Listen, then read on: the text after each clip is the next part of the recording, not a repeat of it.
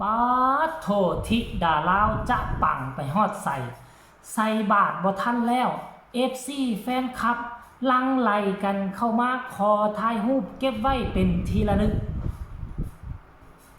สบายดีปีใหม่มาพบมาพ่อกันช่วงสายบาย FC แฟนคลับทางลาวและไทยหลายคนก็คงจะ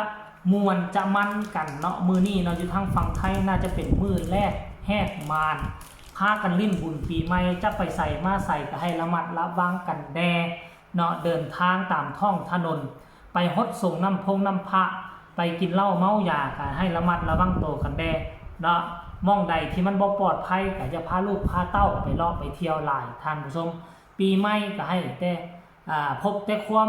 โชคดีความเจริญหุ่มเมืองมีแนวดีๆเข้ามาสู่ครอบครัวกันแล้วกันเนาะทักทายสบายดีคลิปนี้ FC แฟนคลับของน้องธิดาลาวอยู่ทั้งฝั่งไทยฝั่งลาวแคนาดาเมกาฝรั่งเศสเบลเยียมต่างก็พากันจัดงานปีใหม่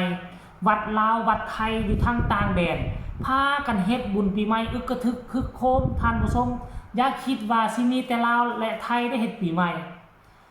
แคนาดาฝรั่งเศสเมกาออสเตรเลียมีหมดม่องใดอยู่ในบนโลกนี้มีคน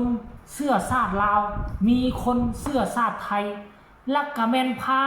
กันเฮ็ดบุญปีใหม่เมิดสุหม่องสุทีท่านผู้ชม FC แฟนคลับคลิปนี้ไปติดตามเรื่องราวของน้องธิดาลาวมื้อเช้านี่ตื่นแต่เช้ามาตื่นแต่เช้าแต่แซวมาใส่บาตรหยาดน้ำท่านผู้ชมก็ได้เฮ็ดคลิปนึงแล้วมาฝากมาต้อนของบรรดาให้บรรดา FC แฟนคลับพ่อแม่ได้มาฮู้จักกันว่าการเคลื่อนไหวล่าสุดของน้องธิดาลาวเป็นแนวใดแต่ว่าบัดนี้ทุกคนเอ้ย เรื่องเล่าที่มันบ่คิดบ่ฝันว่ามันจะเกิดขึ้นมันได้เกิดขึ้นแล้วบัดเนี่ยเกิดขึ้นแล้วธิดาลาวยังบ่ทันใส่บาตรแล้วเนาะมีทั้งจั่วมีทั้งพระมีทั้งเนนเราประมาณ100 กว่าคนเนาะทั้งพระอาจารย์ใหญ่ใส่บาตรไปเรียบร้อยผ่านไปแล้วค่อยก็คิดว่าจบแล้วสนอกมันบ่จบเด้มันยังเหลืออยู่ทั้งหลังยาวปานหางเว้าแล้วบัดนี้ FC แฟนคลับผู้เฒ่าผู้แก่ที่มาร่วมบุญศีลกินทานอยู่ในวัดแห่งนั้นน่ะพากันเข้ามาทักทายบางคนก็ยังบ่ฮู้แต่ว่าเป็นเด็กน้อยมาจากฝั่งลาวเขาก็มาไทยมาถามได้อ้ายเป็นแนวใดธิดาลาวได้ทั้งสองคนนี่เด้พากันอยู่น่ะทั้งฝั่งลาวหมดบ่ว่าซั่นเด้ FC มีทั้งเจ้าของโรงงานน้ำก้อนอยู่ฝั่งไทยมาทักมาถามกันพอผู้ศรีวิไลกันนี่2คนนี่แหละอยู่ทั้งสวรรค์น้ำกันทั้งเซโนคือกันคนนี้ก็เป็นเจ้าของโรงงานน้ำก้อนเด้อว่าซั่นเด้โอ้ยท่านผู้ชมผู้นี่มาทายก็มีผู้นั้นมาทาย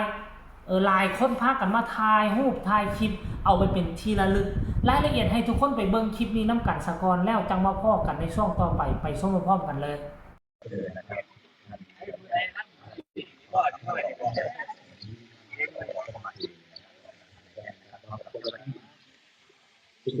ทุกท่านทุกนายนะครับ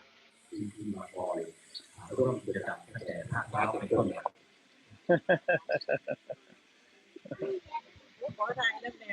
ขอถ่ายรูปกับคุณแม่หน่อยลูกอยู่เมืองไหนนี่เมืองว่าอยู่เมืองผู้นี้อยู่อ้นน้ำกันนั่นแหละครับพี่สวรรค์เขตน้ำกันนั่นแหละอยู่เมืองเซโนครับเมืองเซโน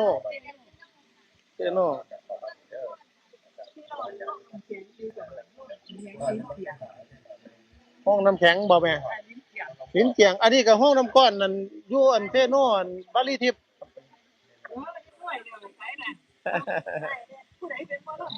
ทั้งสองครับอันนี้ก็หมอลำครับครับหมอลำหน่อยครับ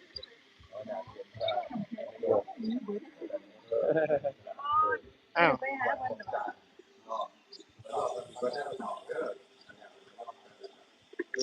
เดี๋ยวยกมือให้กันเก่งทั้งสอง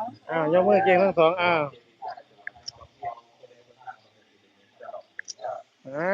สวยได้ครับได้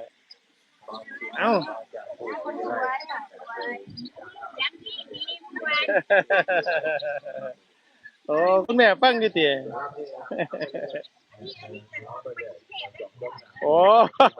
ต้องไปกรุงเทพถ่ายสวยๆนะลูกถ่ายสวยๆนะเอาให้สวยๆเลย มันย้อนแสงนิดนึงไม่เป็นไร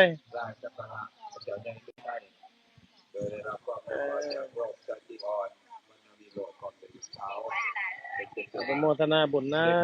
ำนะครับ ไปบรรลุยังมาถึงยังตา บ่โอ้ท่านพ่อเพิ่นดังเนาะโอ้โอ้สาธุสมพรปากเด้อดังเยอะสิหนูต้องใส่ให้พอนั่นน่ะเอาแกะเอาแต่ละเม็ดเหรอไม่เป็นไรใส่ไปเลยไม่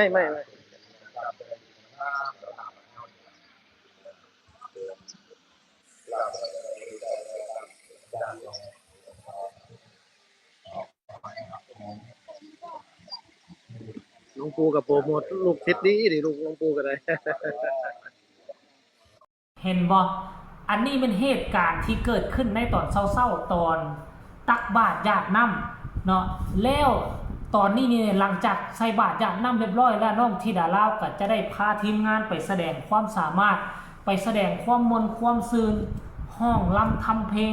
ให้บรรดา FC แฟนคลับให้บรรดาพ่อแม่ที่เข้ามาเฮ็ดบุญน้ำกันอยู่ที่วัดลืออำนาจเนาะอยู่ที่จังหวัดอำนาจเจริญนั่นเองท่านผู้ชมเป็นมื้อแรกแหกมาหลังจากที่ห้องรำทำเพลงสำเร็จเสร็จสิ้นแล้วน้องธิดาลาวกับคงจะไปเลาะฮดน้ำฮดในไปเลาะปะแป้งน้ำบรรดาพ่อแม่ที่เข้ามาเฮ็ดบุญเฮ็ดงานน้ำกันในมื้อนี้แหละท่านผู้ชมเนาะสำหรับคนลาวก็เริ่มฮดน้ำกันมาก็ได้ 2-3 มื้อแล้วแหละแต่ว่ามื้อที่จะลิ้นจริงจังก็จะเป็นมื้ออื่นเช้าเด้อมื้ออื่นเช้าเป็นต้นไปจะเปิดประเดิมเขาเอิ้นว่าอย่างก่อนเลาะลาดหรือว่าโลตลาดนัดปีหนึ่งจะมีครั้งเดียวจัดใส่เส้นทางกลางเมืองแต่ว่ามื้อนี้ก็มีกิจกรรมอยู่เนาะแห่สร้างกิจกรรมแห่สร้างเฮียงเกยเฮ็ดตั้งแต่ 6 โมงเช้ามาปัจจุบันนี้ก็น่าจะเดินทางไปฮอดวัดเชียงทองเรียบร้อยแล้วล่ะหลังจากนั้นมื้อนี้ก็บ่มีอีหยังท่านผู้ชมก็มิดเงียบไปต่างฝ่ายต่างไปซื้อของอยู่ของกินออกตลาดออกตะลี่เกี่ยมไว้มื้ออื่นนี่จะเป็นวันปีใหม่เนาะอันนี้ก็คือเอามาฝากเอามาต้อนกันประเพณีวัฒนธรรมการเฮ็ดบุญทั้งฝั่งลาวฝั่งไทยก็ขอให้ FC แฟนคลับกดไลค์กดแชร์ผู้ใดกดไลค์กดแชร์ผู้ใดคอมเมนต์ผู้ใดกดติดตามผู้ใดบ่ข้ามโฆษณาผู้นั้นจะมีโชคมีลาภในปีใหม่จะโชคดีมีชัยสุขภาพร่างกายแข็งแรงบ่เชื่อลองกดไลค์กดแชร์บ่เชื่อบ่ต้องกดข้ามโฆษณาเบิ่งบ่เชื่อลอง